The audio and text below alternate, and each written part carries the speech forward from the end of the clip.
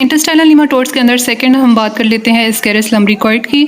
इसको दूसरा नाम हम देते हैं जाइंट राउंड वर्म्स का, क्योंकि ये जो इंटेस्टाइनल नीमाटोड्स हैं उसके अंदर सबसे लार्जेस्ट आ जाता है। इसका साइज़ बहुत बड़ा है, अप टू 25 सेंटीमीटर्स, और ये बिल्कुल रिसेंबल कर रहे होते हैं जो ऑर्डिनरी अर्थ फॉर्म आ जाते हैं, ठीक है, उनकी तरह ये लग रहे होते हैं। सबसे पहले तो हम लोग इसके हैबिटेट की बात करें तो ये बेसिकली स्मॉल इंटेस्टाइन के अंदर रहता है।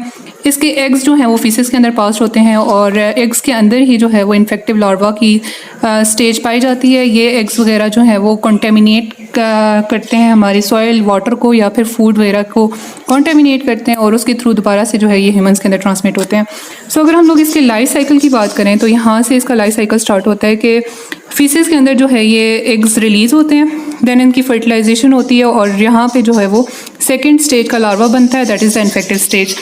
ये दोबारा से जो है वो इंजेस्ट होती है बाय मीन्स ऑफ माउथ, ठीक है, जाती हैं ये स्मॉल इंटेस्टाइन के अंदर। वहाँ पे बेसिकली ये लार्वा देन इस एग में से रिलीज़ हो जाता है।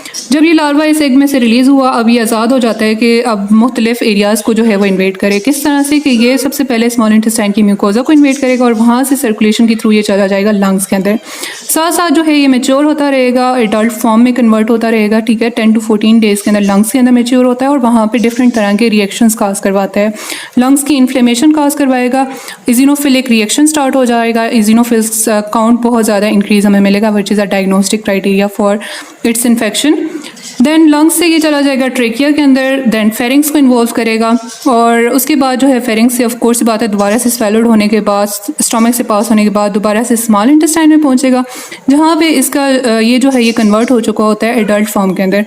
अगेन आप लोग देखेंगे यहाँ पे जो फीमेल है वो बड़ी आ जाती है as compare to the male, ठीक है, और यहाँ स्मॉल इंटेस्टाइन में पहुँचने के बाद जो है ये बेसिकली जो फूड हम लोग खुद खा रहे होते हैं ना, वो ये वर्म्स जो है वो कंज्यूम कर रहे होते हैं। तो इस वजह से ऐसे पेशेंट्स के अंदर जो है ये मॉल न्यूट्रिशन की कंडीशन काज करवा सकते हैं, क्योंकि अब वो न्यूट्रिएंट्स हमें नहीं मिल रहे। वो न्यूट्रिएंट्स जो है ये जो हमारे ये आ जाते हैं पैरासाइट्स हैं वो कंज्यूम कर रहे हैं। अब यहाँ पे रहते हुए एडल्ट फॉर्म में कन्वर्ट हुए, फिर इन दोनों की मैटिंग होगी। मैटिंग होने के बाद जो है वो फीमेल्स दोबारा से एग्स देगी, एग्स जो हैं वो फीसिस के अंदर फीसिस के अंदर पास हो जाएंगे, दोबारा से उनकी फर्टिलाइजेशन होगी एक्सटर्नल एनवायरनमेंट के अंदर। जब ये जाएंगे तो फिर once again second stage larva बनाएगा, which is the infective stage that can reinfect the women and the cycle continues. जी, अब कुछ मॉर्फोलॉजिकल कैरेक्टर्स की बात कर लेते हैं एस्केरिस की।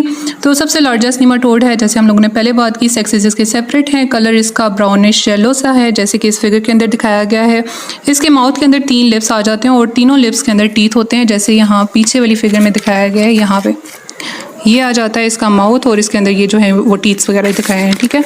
फिर मेल और फीमेल का अगर डिफरेंस देखें तो मेल अगेन छोटा आ जाता है, फीमेल जो है वो बड़ी है। मेल का जो पोस्टीरियर एक्सट्रीमिटी है वो यहाँ पे पॉइंटेड या फिर कर्व्ड है, जबकि फीमेल के अंदर ऐसा पॉइंटेड या कर्व्ड एक्सट्रीमिटी हमें नज़र नहीं आ रही, ठीक है।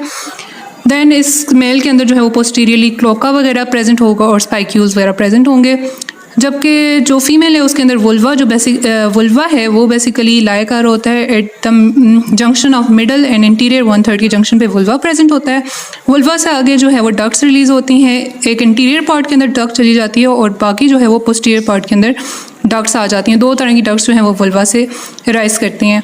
इस डक्ट का जो सबसे पीछे वाला पार्ट है वो एज अ ओवरी का काम करता है इसके अंदर, मिड वाला जो पार्ट है वो ओविडक्ट का, और प्रोक्सिमल वाला जो पार्ट है वो यूट्रस का कामगार होता है।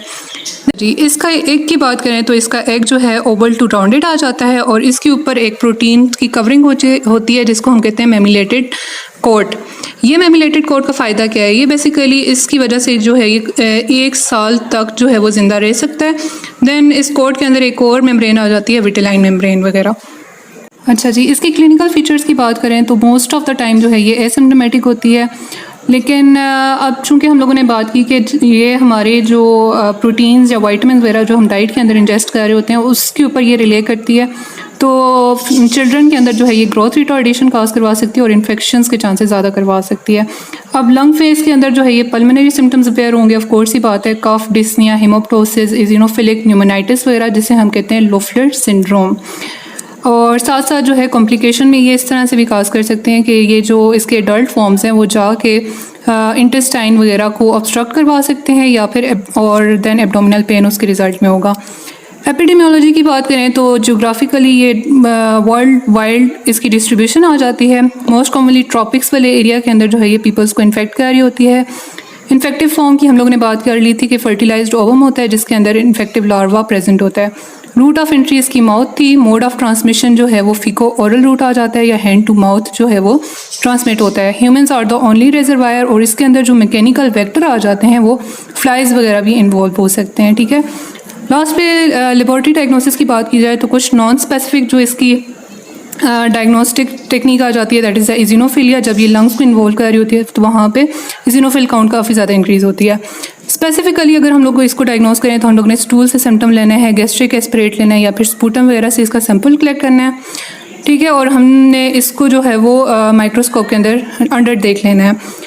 चेस्ट रेडियोग्राफ के थ्रू भी हम लोग इसको जो है वो डिटरमाइन कर सकते हैं। वहाँ पे इसकी जो ओपेसिटीज़ हैं वो पल्मोनरी माइग्रेशन, जब ये लंग्स के अंदर माइग्रेट कर रही है तो वहाँ पे इसकी ओपेसिटीज़ वगैरह नज़र आ सकती हैं।